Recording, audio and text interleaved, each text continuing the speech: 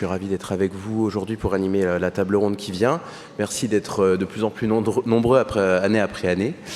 Donc nous allons passer à cette séquence table ronde, une RE 2020 pour la rénovation. Et donc j'invite à me rejoindre sur scène Marjolaine Meunier-Milfer. Je ne sais pas si elle est arrivée, mais si elle n'est pas arrivée, elle va nous rejoindre en cours de route, donc qui est députée de l'Isère et présidente d'Alliance HQE-GBC. Jean-Michel Boulkoff, vous êtes président de l'UNSFA.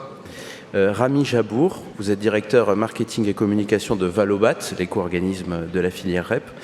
Et Laurent Morel, vous êtes PDG de Carbone 4 et président de l'IFPEB. Donc vous pouvez prendre place.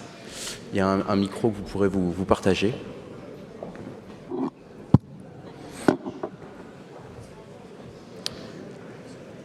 Alors, on le dit, on le répète, pour parvenir à un parc immobilier bas carbone d'ici 2050, il faudra surtout agir sur l'existant. Je pense que ça a déjà été dit et on va le redire au cours de la journée.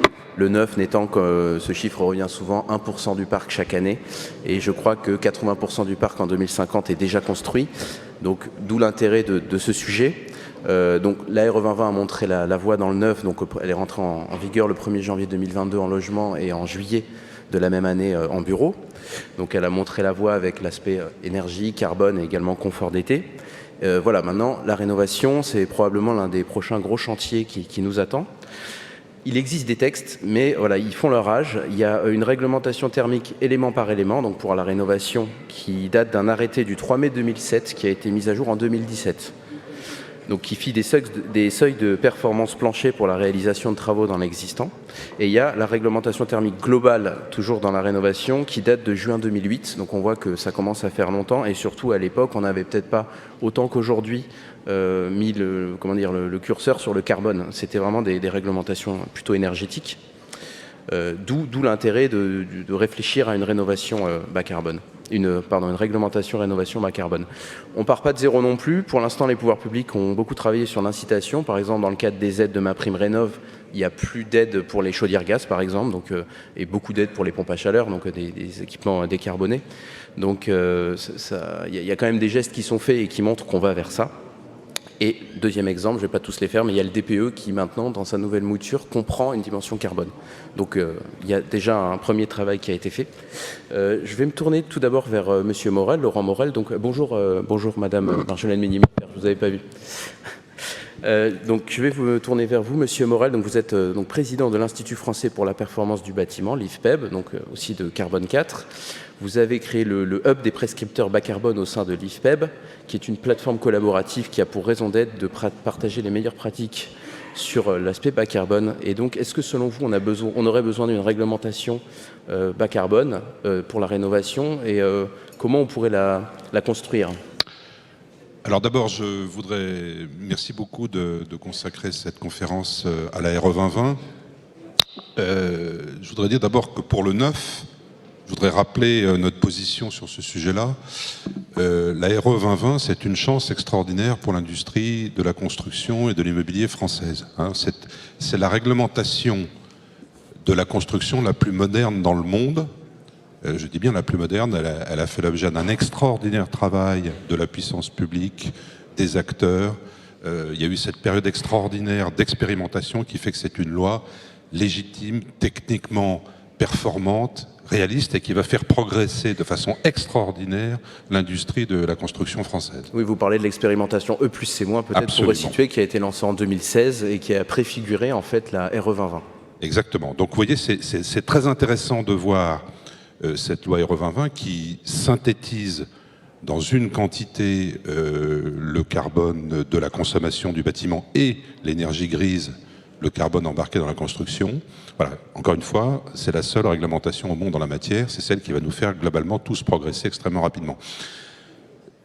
La gouvernance de la fabrication de cette loi a été extraordinaire puisqu'il y a eu cette expérimentation E+C-. Donc vous parliez du hub des prescripteurs bas carbone, ce qu'on fait dans le hub des prescripteurs bas carbone, indépendamment de la loi, mais on la supporte, c'est de rassembler dans un lieu dans lequel les gens viennent avec bienveillance parler de leurs projets, avec les autres, avec les compétiteurs, entre pairs, c'est rassembler les expériences performantes en matière de construction. Donc on va regarder, chacun va amener dans ce hub sa meilleure expérience de construction bas carbone, va la comparer aux autres et on va échanger les bonnes idées. Et à la fin, ça nous permet de synthétiser des rapports sur le béton, sur les façades, sur les lots techniques, etc. Enfin, de faire le rassemblement des meilleures expériences pour nourrir le progrès technique et nourrir aussi le progrès réglementaire, hein, parce que la RE 2020 sur le neuf, elle va continuer d'évoluer.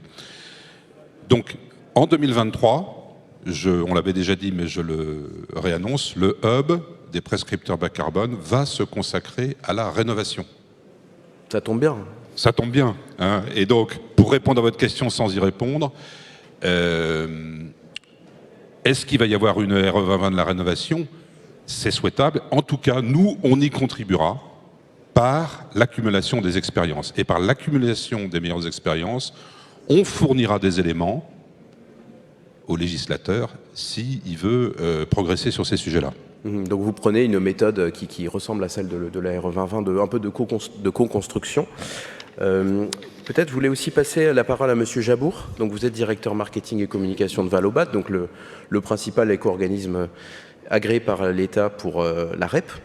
Vous, c'est sur l'incitation aussi que vous voulez peut-être, il y a déjà, on l'a vu, un peu d'incitation pour faire de la réno bas carbone. Si vous voulez peut-être insister sur ce point. Oui, alors bonjour à toutes et à tous. Rami Jabour, enchanté, ravi de cette invitation.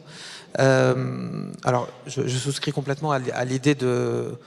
En tout cas, pour un sujet qui est aussi complexe que la rénovation dans l'existant, enfin, je veux dire, c'est pas un sujet nouveau et on sait que c'est pas la même histoire, en fait, et c'est pas la même complexité.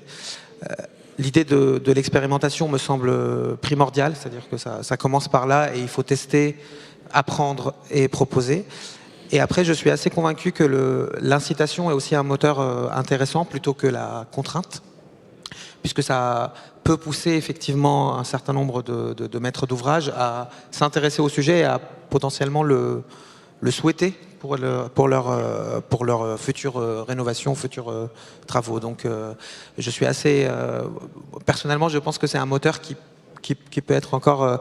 qui peut aller de pair avec une expérimentation pour une réglementation. Oui, pourquoi pas créer MaPrimeRéemploi, vous me proposiez à l'image de MaPrimeRénov', voilà, c'est une idée commune. Enfin, ça peut être intéressant. Il y a MaPrimeAdapt qui va arriver. Effectivement, alors moi je suis dans le cadre des déchets, donc j'avoue que j'ai un angle de vue sur le sujet. C'est normal. Et c'est sûr que les produits de réemploi, enfin le sujet du réemploi, c'est un sujet qui peut aider le bâtiment à accélérer la décarbonation de manière assez forte, puisque un produit réemployé est par construction bas carbone, à zéro carbone, j'ai envie de dire presque. Et donc nous, en tant qu'éco-organisme, on a un objectif très ambitieux en termes de développement du réemploi. Et donc finalement, le fait de créer un marché du réemploi, via potentiellement une incitation, peut faire accélérer finalement toute la filière, dans ce sens-là. Très bien. Madame la députée, est-ce que vous souhaitez réagir sur cet aspect incitation, contrainte Pourquoi il faut toujours que je réagisse sur la contrainte? Ah non, la question est ouverte. Mais en fait, moi, j'ai envie de dire qu'on voit bien qu'on est dans un sens de l'histoire, en fait. Le sens de l'histoire, c'est que progressivement, on est passé des logiques de thermique à une logique environnementale. Donc, le neuf, c'était ça, réglementation thermique, réglementation environnementale. Et on voit bien qu'à terme, dans la rénovation, on va avoir le même chemin de la thermique vers l'environnemental. Et j'ai envie de dire que dans le neuf, la RE 2020, c'est pas non plus la fin de l'histoire. La RE 2020, on va continuer et le sujet, ce sera qu'on va passer du sujet carbone qui a été introduit et je partage. Moi, j'ai eu le plaisir d'aller présenter en gros les efforts de la RE 2020 à la COP et j'ai dit... j'ai expliqué tout ce que c'était et clairement aujourd'hui je vais le dire comme ça, mais quand même, pour une fois, on peut se le dire, on est les meilleurs du monde, quasiment. Les champions du monde de la réglementation. On est les leaders sur ce sujet. Oui, puis il y a le confort d'été en plus dans la RE 2020. Voilà, bien sûr. Mais en fait, le confort d'été, c'est ce que j'allais dire, c'est l'étape d'après. En fait, le confort d'été, c'est le début de la rénovation ou de la réglementation résiliente environnementale. C'est la question. Enfin, résiliente, c'est un mot qu'on met à toutes les sauces en ce moment, mais ce que je veux dire, c'est le changement climatique à terme, il va falloir que les bâtiments nous aident à nous préparer à ce changement climatique de manière extrêmement large sur les questions de la prédation sur les ressources, sur le sujet de l'eau, la raréfaction de l'eau, sur le sujet de la biodiversité et l'extinction de la biodiversité. Donc tous ces sujets-là, il y a beaucoup de sujets, mais en gros, on va passer du thermique à l'environnemental qui aujourd'hui un peu est le carbone, à demain je sais pas quel terme on lui donnera, adaptative, parce que c'est un peu ça, hein, et les experts du climat, ils font le même chemin mental. Ils sont passés de la lutte contre le changement climatique à une logique de réduction de l'impact climatique et d'adaptation au changement climatique. Et donc nous, dans nos bâtiments, on fait la même chose. On est encore dans le volet de la lutte contre. Donc on essaie de réduire les impacts, etc. Mais l'étape d'après, ce sera de s'adapter. Et donc on aura à terme, dans le neuf, une réglementation qui nous dira sur quels critères on s'adapte à tout ce qui va arriver, c'est-à-dire les transformations des sols, on a déjà les retraits d'argile, des choses de ce type-là. Voilà, tout ça, c'est ce qui va venir, être résilient à des tempêtes qu'on n'avait pas avant, être résilient à des trompes d'eau qui vous tombent dessus sur la tête du jour au lendemain, être résilient à une très forte sécheresse. C'est ça la suite logique. Et du coup, bien évidemment, on passe du neuf à la réno. Et le neuf, c'est une filière industrielle. Donc l'avantage que dans le neuf, c'est grâce aux filières industrielles qu'on a une RE 2020, vous l'avez dit, E+, C-, c'est grâce aux filières qui se sont engagées là-dedans depuis longtemps, accompagnées par les services de l'État. Mais s'il n'y avait pas eu ces innovations au démarrage tirées par les métiers, par les filières, il n'y aurait pas eu de E+, C-, il n'y aurait pas eu de contribution, il n'y aurait pas eu de Basignès, il n'y aurait pas eu ce qui nous a permis de faire socle sur la RE 2020 et d'être aujourd'hui les meilleurs du monde. Donc derrière, c'est bien ça, et c'est bien sur cette innovation et sur ces hubs de partage d'expérience qu'on doit continuer à construire les étapes d'après. Et ce qui est très différent entre, encore une fois, le neuf et la réno, c'est que le neuf, c'est une filière industrielle. On passe des process, ils se mettent en œuvre. Quand on est sur la réno, on est sur des chaînes humaines. Et donc, c'est un petit peu plus compliqué de passer du jour au lendemain sur une rénovation environnementale que c'était, et déjà on voit bien que la RE 2020 c'était pas un petit passage de l'un à l'autre, hein, ça a été déjà une petite mutation. Et donc du coup, si on va vers le côté rénovation, tous ces sujets-là sont dans la suite logique de l'histoire. La question, c'est de le faire étape par étape, bout par bout, pour qu'on puisse aller progressivement vers les meilleurs modèles, les soutenir, les accompagner, jusqu'à ce que ce qui était expérimentation devienne quelque chose, enfin expérimentation isolée, devienne expérimentation partagée, devienne socle pour les prochaines réglementations. Pour moi, c'est ça le sens. Un peu comme la RE 2020 qui a plusieurs seuils, il y a d'exigences. Merci. Monsieur Voulkov, est-ce que vous souhaitez réagir à cette dimension d'un site ? Enfin, voilà, je vous laisse rebondir sur les points peut-être qui vous oui, alors, déjà merci de votre invitation. Les architectes et donc les architectes de l'UNSFA, l'Union nationale des syndicats français d'architectes, effectivement interviennent dans la rénovation et dans la rénovation bas carbone. Et en fait, il y a vraiment deux cas particuliers. Il y a effectivement le cas des copropriétés ou le cas des grands ensembles, et puis le cas du particulier. Dans les deux cas, ce que l'on prône, nous, c'est une démarche holistique à la fois d'analyse de l'existant. Donc on a un diagnostic qui est effectivement important à faire, puisque ce diagnostic il nous permet d'aller aussi vers la valorisation et vers le réemploi. Et Rami Jabour en parlait tout à l'heure. On ne peut pas parler aujourd'hui de rénovation sans parler aussi du réemploi et de la requalification des matériaux qui sont extraits. Parce que rénovation dit effectivement apport de nouveaux matériaux, apport de nouvelles matières dans le cadre du logement, mais aussi réutilisation d'un certain nombre de matériaux qui sont obsolètes. Donc cette rénovation, elle nécessite un diagnostic, un processus, et des entreprises, bien évidemment, qui sont formées et qualifiées pour le faire. Et la particularité que l'on a dans le cadre de l'UNSFA, c'est qu'on a créé une association qui s'appelle les architectes de la rénovation, les ADLR, et cette association a mis en forme un contrat, parce que dans le cadre du particulier, on est quand même souvent démunis. Le particulier ne connaît pas forcément toute la réglementation, ne connaît pas forcément tout le processus, et peut être un peu dans une démarche anxiogène en disant il y a un maître d'œuvre, il y a des entreprises, comment on arrive à boucler l'ensemble, comment on arrive à boucler l'opération. On rejoint un peu l'idée de l'accompagnateur rénov, je vais y arriver. Tout à fait. Mais du coup, on a mis en place une structure qui s'appelle Simply Rénov, avec la CAPEB, qui permet d'avoir un contrat ensemblier et qui permet d'accompagner le particulier dans une démarche globale de rénovation RE 2020 bien évidemment, et puis en approche bas carbone dans le cadre de la valorisation et de la réutilisation des matériaux in situ. Oui, pour vous, cette approche globale, bon, elle était déjà importante pour l'énergétique et même pour, à la limite, pour une rénovation tout court. Peut-être que la rénovation bas carbone nécessite peut-être encore plus, comme on est un peu sur un terrain en construction, encore plus d'encadrement, peut-être des intervenants. C'est un peu dans ce sens-là que vous... Bien sûr, et c'est là où toute la phase d'accompagnement, à la fois dans la phase, je le disais tout à l'heure, de diagnostic, mais aussi de prescription et d'accompagnement dans le cadre du suivi des travaux est important pour mener à terme l'opération, parce que ce n'est pas qu'une question de diagnostic et de prescription, mais il faut vérifier aussi à la qualité de la mise en œuvre de l'opération et la qualité de réalisation des travaux d'aménagement dans le logement. Merci. Monsieur Jabour, il y a aussi un aspect sensibilisation, enfin information sur le réemploi. C'est quand même une pratique qui représente, je crois, 1%, vous m'aviez dit, de ce qui se fait. Donc j'imagine qu'il y a un gros travail auprès de tous les acteurs, des particuliers, de la population à faire sur ce sujet. Oui, alors 1%, je pense que c'est un arrondi supérieur très fort. En tout cas, c'est epsilonesque, on va dire. Enfin, alors voilà, en fait, aujourd'hui, le sujet du réemploi, c'est un sujet qui passionne beaucoup. Il y a beaucoup d'initiatives et c'est vraiment assez génial en fait de regarder tout ce qui se passe.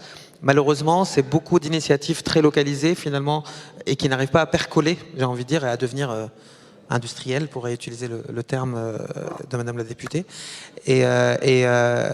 Et quelque part, l'enjeu, c'est effectivement de faire basculer le réemploi d'expérimentation ou de choses locales vers quelque chose de plus général. Et là-dessus, alors, c'est une conviction que j'ai vraiment personnellement très forte, c'est que pour que le réemploi devienne une vraie réalité, il faut qu'il y ait un marché, il faut qu'il y ait une demande. Et aujourd'hui, il y a plein de gens qui ont envie de faire des choses, mais en face, il y a une crainte, il y a des peurs, il y a des peurs qui sont parfois fondées, parfois peu fondées, des habitudes, exactement. Il y a tout un tas de raisons pour lesquelles les maîtres d'ouvrage, les maîtres d'œuvre, et les installateurs n'ont pas envie d'aller là-dedans parce que c'est pas l'habitude. Et donc la sensibilisation, l'information, le rabâchage, j'ai envie de dire, autour de sujets, pour moi c'est la clé pour faire en sorte qu'il y ait une demande qui soit générée. Et pour moi, quand il y a une demande, l'offre elle suit, elle viendra. On évoquait aussi peut-être des quotas de matériaux réemployés dans les appels d'offres publics, par exemple. Je ne sais pas si c'est déjà le cas, peut-être dans certaines collectivités. Alors, encore une fois, sans vouloir aller dans la contrainte, ce n'est pas forcément ce que je préfère. Non, mais je fais tout. Mais effectivement, en tout cas, qu'il y ait une incitation, qu'il y ait une dimension qui soit apportée pour que dans les appels d'offres, etc., il y ait des choses qui soient imposées et ça commence à devenir de plus en plus une réalité marché. Ça ira dans le bon sens. Madame la députée, je comptais vous redonner la parole. Je vois que vous souhaitiez la prendre également. Je voulais aussi voir avec vous cet aspect filière. Justement, vous avez commencé à en parler. L'importance d'avoir une filière en face, des artisans qui sont en mesure de faire de la rénovation bas carbone, puisque, sauf erreur de ma part, la rénovation, c'est un marché assez atomisé, notamment chez le particulier. Et aussi, peut-être, le RGE, c'est aussi une réglementation qui date, alors j'ai plus la date en tête, mais je pense que c'est 10 ans, peut-être, quelque chose comme ça, qui a été créée vraiment à l'époque énergétique, entre guillemets, comme vous l'avez rappelé. On est passé à une époque qui est beaucoup plus focalisée sur le carbone pour l'instant. Est-ce que vous pensez qu'il faut rouvrir ce dossier Voilà. Alors, d'abord sur le réemploi, je pense que c'est on voit vraiment qu'il y a de l'intérêt là-dedans, effectivement, et que ça bouillonne. Il y a un point qu'on n'arrive pas encore à régler, c'est l'offre et la demande, et c'est surtout la problématique de cette temporalité offre-demande. Parce que le problème, c'est que si on n'arrive pas à anticiper où on va avoir besoin des produits et où on va libérer les produits et comment faire le fit à une échelle locale, on n'y arrive pas. Parce que ça demande des problématiques de stockage lourd, cher, complexe. Et donc, il y a aussi cette question de lisibilité de cette donnée avant des constructions, après, au moment de la construction, du besoin de l'intégration. et qui se fasse dans une échelle un peu périphérique courte. Enfin, moi, c'est comme ça que je le comprends, mais je vois qu'il y a des réactions, donc je sens que j'ai fait des rebonds déjà. Je voudrais réagir sur le réemploi. Alors, il se trouve qu'on a une initiative qui s'appelle le Booster du réemploi, dont vous avez peut-être entendu parler. Oui. Alors, qui pour le coup est une coalition des maîtres d'ouvrage, c'est-à-dire de la demande. Puisqu'au fond, le réemploi, avant d'être une offre, c'est effectivement une demande.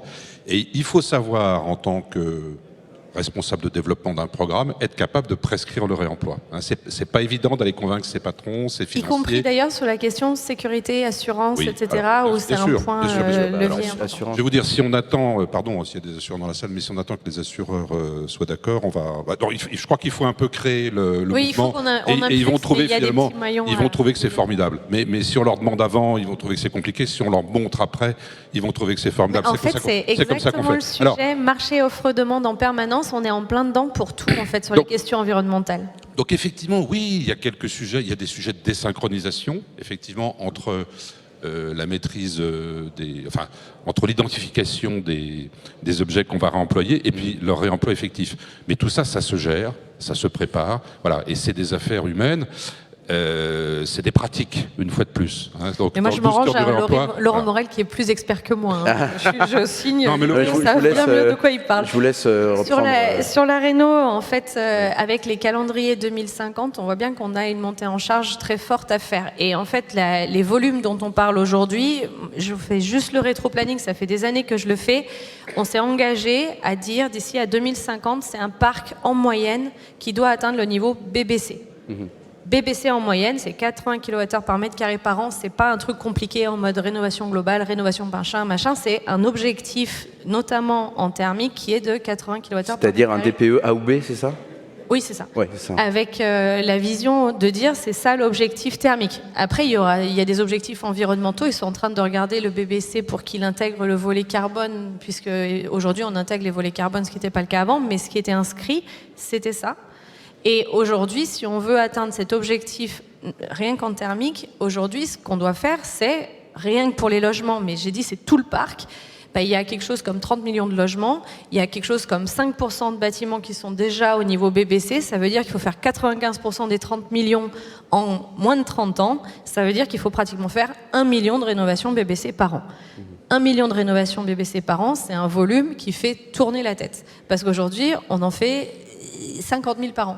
Peut-être. Donc c'est bien, mais on n'est pas du tout au mailles de ce qu'on est censé faire. Donc oui, il y a une énorme montée en charge à faire des filières. Par contre, dans le même temps, il faut qu'on soit extrêmement prudent à ce qu'on dit, parce qu'en ce moment, on mélange tout. Quand les gens me disent aujourd'hui, je veux une rénovation de qualité, et que dans leur tête, qualité, c'est rénovation globale, que le global, c'est même pas forcément une rénovation BBC, et qu'on mélange tous ces noms-là, à la fin des fins, on a un artisan qui nous dit, moi, je connais mon métier, je le fais bien, il est qualitatif. Quand vous me dites qu'il faut que j'aille me former, pardon, mais c'est un tout petit peu méprisant. Donc, il faut qu'on fasse attention dans la manière dont on parle de cette montée en charge en disant, c'est insulter personne aujourd'hui que de dire la transition environnementale, c'est un énorme volume de transformation des métiers, mais comme une lame de fond qui vient emporter tout le monde, qui vient transformer tout le monde. Toutes les failles, toutes les chaînes, tous les maillons de cette grande chaîne ont tous des énormes efforts de transformation, formation, adaptation à faire. Ça transforme les métiers profondément. C'est vrai pour le neuf, c'est vrai pour la réno. Le numérique aussi vient de transformer ça. Il y a énormément de transformations à toutes les étapes. Et il faut se dire ce qui est. Et là, quand on nous dit, mais en fait, on a une énorme capacité d'adaptation, on s'adapte, quand il y a des marchés, quand il y a des demandes, on sait s'adapter, on sait se mettre en face, c'est une réalité absolue. Le secteur des bâtiments est d'une incroyable résilience face au changement. Tous les 4 matins, on leur invente des nouveaux trucs et tous les 4 matins, ils se lèvent et ils trouvent les solutions de la transformation. Par contre, ce qui est vrai, c'est qu'on n'a pas mis structurellement autant de moyens de soutien à la transformation, à la formation, à l'innovation managériale, pas que produit, pour faire cette transformation de fond. Et donc je crois qu'aujourd'hui, globalement, ce qui est enfin en train d'être pris en compte par les pouvoirs publics, c'est qu'on ne peut pas mettre des budgets, c'est un peu les débats qu'on a eus au projet de loi de finances, on ne peut pas mettre des budgets uniquement sur l'idée de je paye la réno, je paye l'équipement, il faut aussi payer la structure, tous les gens qui vont installer, tous les écosystèmes qui doivent se monter en charge. Il faut payer aussi l'attractivité des métiers pour que des gens viennent vers ces métiers. Et tout ça, c'est des investissements qu'on n'a pas considérés comme prioritaires parce qu'on voulait vraiment payer le geste qui montre qu'on a fait. Et aujourd'hui, il faut aussi investir dans tout l'écosystème. Et je crois que c'est ça ce qu'on est en train de prendre conscience collectivement ensemble. Très bien, merci. Monsieur Morel, vous souhaitiez réagir et je voulais aussi vous redonner la parole pour aborder le troisième point qui me semblait important. On a beaucoup parlé du surcoût de la RE 2020. Enfin, peut-être pas vous, mais alors, pas mal d'acteurs en ont parlé. Est-ce que une réno bas carbone entraînerait également un surcoût? Voilà, on sait qu'en plus en ce moment, les budgets sont particulièrement contraints, évidemment. Donc après, vous pouvez aussi réagir à ce qui vient d'être dit, bien évidemment. Juste avant de parler d'argent, parce que la transition n'est pas une affaire d'argent. Hein, je vous annonce. Voilà. Non, ça n'est pas une affaire d'argent. Ça n'est jamais une affaire d'argent. Ça n'est jamais une affaire d'argent. On le démontre tous les jours. Par contre, c'est une affaire de savoir-faire. En effet, Marjolaine, vous avez tout à fait raison. On s'adresse ici à des gens qui sont tous, peu ou prou, dans ce métier de la construction, de l'immobilier. Donc voilà, on a le bâtiment, c'est 30% des gaz à effet de serre. Il est éminemment réductible. On sait faire divisé par 5 ou divisé par 6. Donc il va y avoir une énorme pression réglementaire. Au-delà du réglementaire, la préférence collective de nos concitoyens va pour un effort réglementaire pour faire en sorte que le bâtiment exploité ou construit soit beaucoup moins consommateur en carbone. Ça, voilà, si vous n'êtes pas convaincu de ça. Donc, alors, pourquoi c'est une affaire de savoir-faire? Parce que la transition, c'est essentiellement moins d'énergie, moins de matière.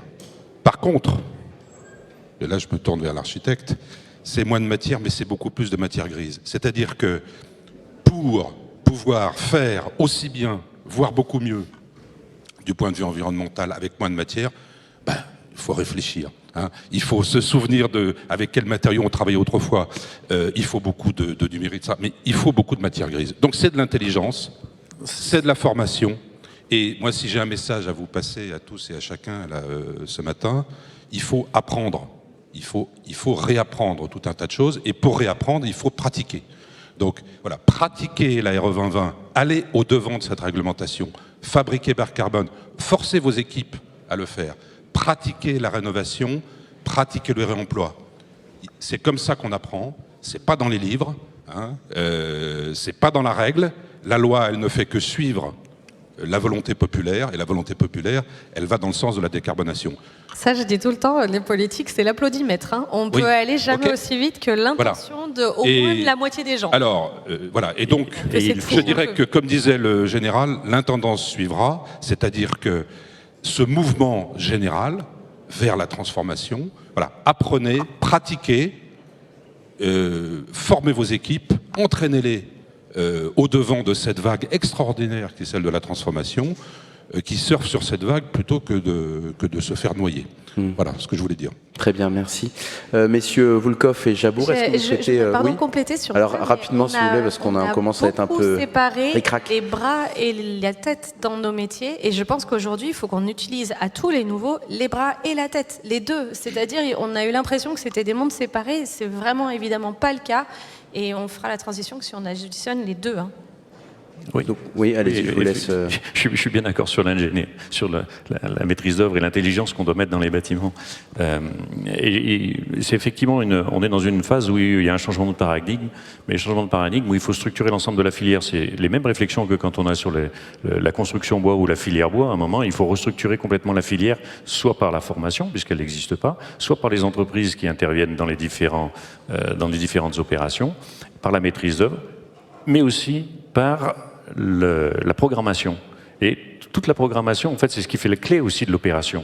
Cette programmation, elle peut être une programmation étatique, elle peut être une programmation privée, mais c'est elle qui détermine le niveau d'exigence que l'on souhaite réaliser.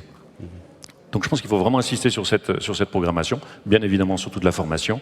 Et il ne faut pas oublier non plus que plus les opérations sont frugales, plus elles sont réussies aussi en termes de bilan carbone et en termes de consommation locale, de biosourcés. Très bien, merci. Monsieur Jabour, le mot de la fin avant la séance des questions. Alors, moi, j'ai envie de dire que les chiffres que vous avez cités, les 30 millions d'habitations à rénover, enfin, tout ça c'est vertigineux. Et en fait, aujourd'hui, on se rend compte que l'un des freins, c'est aussi la main-d'œuvre qui est limitée. Et finalement, l'attractivité de ces métiers qui est quand même, qui est vraiment un vrai sujet. Et je pense vraiment que ce soit le sujet de la RE 2020 ou du réemploi, etc., c'est des vrais sujets qui peuvent œuvrer pour l'attractivité des métiers du bâtiment. Et le fait de savoir utiliser des matériaux du réemploi, c'est une expertise, c'est pas donné à tout le monde. Et en fait, je pense qu'il faut vraiment mettre les moyens, j'ai envie de dire, comme on dit, pas seulement pour acheter des rénovations ou payer des rénovations, mais pour en fait miser sur le fait que demain, un artisan du bâtiment soit beaucoup mieux valorisé qu'il ne l'est aujourd'hui. Et attirer un maximum de talents dans cette filière-là, parce que ça va être sur notre chemin critique sur tous ces sujets-là, en fait. On peut faire toutes les conférences du monde qu'on veut faire, si on n'a pas des artisans sur le terrain qui sont en capacité de faire et de faire bien, et d'appliquer la transformation qu'on souhaite de nos voeux, ben ça suivra pas. Donc j'irai vraiment dans le sens aussi de travailler sur l'attractivité des métiers et de redonner ces lettres de noblesse aux métiers du bâtiment. Travailler sur des filières d'excellence. Bah voilà, c'est très beau mot de la fin. Je vous propose d'applaudir nos intervenants. Je vous remercie. Et on a quelques minutes pour des questions. Donc si vous... Ah ben, je vois des doigts qui se lèvent. Deux à ma droite, devant. Et un monsieur à ma gauche aussi, un peu plus...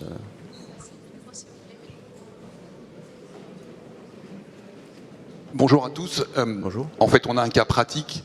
Moi, je suis constructeur modulaire métallique et on a une filière qui fait du réemploi de bâtiments modulaires.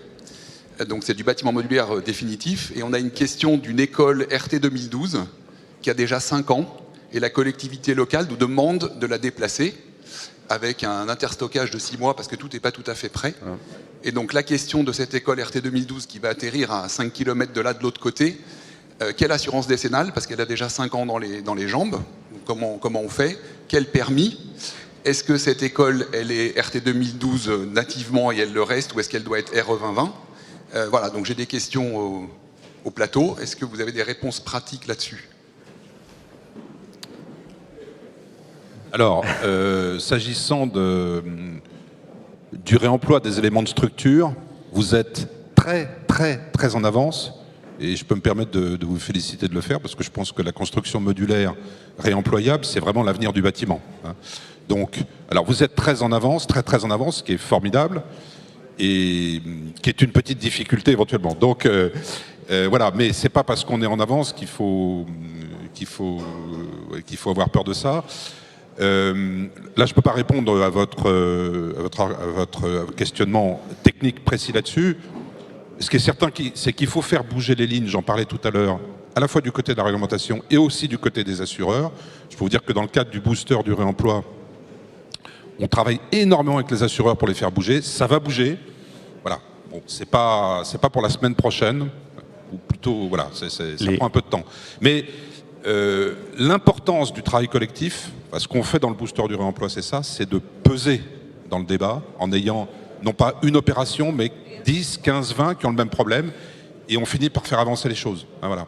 Donc, continuez, poussez, rejoignez-nous dans le combat collectif, mais il y a vraiment beaucoup à gagner dans ce que vous décrivez là. Oui, je rajouterais aussi, il y a effectivement les assureurs, mais aussi les contrôleurs techniques. Ça, c'est le point vraiment dur de la réglementation, c'est que pour faire digérer du réemploi ou un bâtiment ou une structure à un contrôleur technique, effectivement, là, il faut un peu phosphorer, et les ATEX, il en faut quelques-unes, et aussi que les contrôleurs techniques aient une vision un peu différente du bâtiment. Et si je peux me permettre, dans le monde des architectes, monsieur l'architecte, pour ce qui est de la rénovation, les ABF. Oui. Là aussi, voilà, non mais chacun... Vaste sujet. Juste pour voilà. Fait. François Pellegrin. Juste pour répondre aux contrôleurs techniques, on a embarqué le CSTB avec nous dans l'opération. Donc le CSTB est conscient, moteur, et donc on va certifier du démontage en vue du réemploi. Cool. Enfin, cool, mais quand on amène ça aux assureurs, c'est pas encore gagné. Oui. Il y avait 2 autres questions à ma droite aussi. deux messieurs. Alors le micro est en plein trajet. Ah, bon, bah, très bien, allons-y. Bon, bonjour, François Pellegrin, architecte. L'architecte que je suis est évidemment très sensible à la préservation du patrimoine. Mais on arrive aujourd'hui, alors avec les chiffres qui ont été rappelés par Marjolaine, passer de 50 000 à... Bon, il va falloir que l'État clarifie son discours. Parce que cet État qui nous dit au travers de MaPrimeRénov', je vais vous aider, et je vais vous aider fortement, à condition que vous fassiez au moins 35% d'amélioration d'énergie, cet État dit aussi, au travers de l'ABF, ah, mais moi, je ne suis pas d'accord. Alors, sur un haussmannien, bien sûr, il viendra l'idée d'aucun architecte d'aller mettre une isolation par l'extérieur. On peut travailler sur la cour. Aujourd'hui, à Paris, on a des ABF qui nous disent « Ok, mais ça ne sera pas plus de 6 cm ». Donc, autrement dit, on perd la copropriété, perd MaPrimeRénov'. Donc, il faut que l'État clarifie son discours entre un côté très incitatif à la haute performance et ce même État, au travers des ABF, qui dit « Je vous interdis d'aller à cette performance ». Alors, merci pour l'excellente question. On l'a eu le débat dans la loi ENR, exactement sur ces sujets-là, parce qu'en fait, il y a les impératifs de transition environnementale d'un côté et il y a l'importance de la protection du patrimoine de l'autre. Et aujourd'hui, dire que les ABF sont en situation de blocage systématique, c'est faux. C'est faux. Par contre, travailler sur davantage de partenariats, de décloisonnement pour réussir à faire en sorte qu'on puisse concilier les deux objectifs qu'en tant que Français on poursuit des deux côtés. On est autant attaché à la beauté de nos villes et de nos patrimoines qu'on est attaché à la transition environnementale. Donc l'objectif, c'est évidemment pas de monter les uns contre les autres. Chacun a une mission extrêmement importante à poursuivre et il faut qu'on lâche ni l'un ni l'autre. Par contre, il faut qu'on trouve de manière extrêmement volontariste, et c'est ça je crois, et l'État s'y est engagé. Les ABF ont commencé le travail, ils sont en lien avec les acteurs de la construction du côté environnement, etc., tel que je le comprends, pour justement trouver les réponses pragmatiques et faire évoluer des pratiques qui n'étaient pas posées comme ça il y a si longtemps en arrière. Je veux dire, la question de... Il y a 5 ans en arrière, on nous disait de partout, la rénovation par geste, c'est l'avenir, la rénovation globale, ça ne marchera jamais. Il y a 5 ans. Aujourd'hui, on est tous d'accord pour dire, bon, la rénovation globale, c'est l'avenir. Par contre, on ne sait pas encore tout à fait comment on y va. Donc aussi, dites-nous, donnons-nous la bienveillance les uns aux autres de se dire qu'on est en train d'avancer ensemble. Très bien. J'ai une troisième et dernière question du monsieur au deuxième rang. Merci. Oui, bonjour, Pierre Créveillet, Aldes. Dans le cadre d'une RE 2020 de la rénovation, on a parlé de consommation énergétique, de dimension environnementale, de confort d'été. J'ai pas entendu parler de bâtiments sains et de qualité d'air intérieur. Alors que bon, on sait que c'est un poste qui est particulièrement mal embarqué. Hein, c'est l'ADEME qui le dit en rénovation. Et on a bien vu avec la crise sanitaire que l'on traverse que c'était quand même une problématique très importante avec des gens qui passaient de plus en plus de temps dans les bâtiments. Donc je serais intéressé par avoir la réaction du panel sur cette composante d'une future RE 2020 de la rénovation. Merci. C'est un des thèmes du label RE 2020, non En fait, bon, c'est pour le neuf, mais... Non, ça ne fait pas partie, pour l'instant, du scope. Ça fait partie. On ne peut pas... la RE 2020, c'est une loi climat. Non, mais on parle le label qui pourrait accompagner Oui. la RE 2020. Le label, il me semble que c'est dans les thèmes. Éventuellement. Absolument. Et en fait, aujourd'hui, on est tous d'accord pour... Enfin, si personne le dit, c'est parce que, évidemment, tout le monde y pense. Enfin, je veux dire, tout le monde l'a en tête, parce que sans ça, on se tromperait de sujet quand même. Encore une fois, tout ce qu'on fait, à la fin des fins, c'est pour les humains, qui aussi occupent les habitants. Si à la fin des fins, on les rend malades pour une raison X ou Y, que ce soit par voilà, les émissions de différents matériaux ou autres, ça n'aurait aucun sens. Donc à chaque fois, c'est l'humain au centre, l'environnement, c'est l'humain au centre, et les bâtiments, c'est l'humain au centre. Donc ça, c'est absolument nécessaire. Évidemment, la question du Covid a mis ça en perspective d'une manière extrêmement importante, mais juste avant ça, on avait eu les rapports de la Fondation Abbé Pierre sur quand c'est le logement qui rend malade, la question des experts territoriaux de la qualité du bâtiment liée à la santé, comment ils s'appellent déjà, les inspecteurs Et c'est un métier. Les intervenants médicaux dans l'environnement intérieur, je crois que c'est ça un peu le terme. Désolé, je ne peux pas vous aider là. Non, ils ne sont pas encore très déployés, c'est pour ça D'accord. aussi, alors que c'est un métier qui se déploie, qui est intéressant parce que ça vient vérifier sur le terrain, en fait, quelles sont les composantes qui rendent malade finalement, et c'est parfois de la malfaçon, de l'habitat. Alors, on a une initiative à l'IFPEB qui travaille sur ces sujets-là depuis plusieurs années. Donc, on est en train de récolter les premières informations. Donc, on reviendra avec des informations sur ce sujet-là. Pour l'instant, quand même, l'essentiel. Enfin, je vous livre quelque chose de très partiel et très, très imparfait. Mais la pollution intérieure, elle vient plutôt plus des humains qui sont dans les bâtiments et des plantes vertes, voilà, en toute première approximation. Voilà, donc il semblerait que la recette pour régler ce problème, ce soit d'ouvrir régulièrement la fenêtre. Voilà. Non, mais encore une fois, c'est complètement parcellaire et incomplet. Hein, mais oui, on fera ça pourrait faire un sujet de table ronde. Très bien, et bien merci à tous, merci à nos intervenants. Je pense qu'on peut à nouveau les applaudir. Merci. Voilà, donc nous sommes à présent dans une pause dans cette salle. La reprise des débats est à midi pour la nouvelle vie de la tour Racine, ancien siège de l'ONF. Voilà, bonne journée à tous.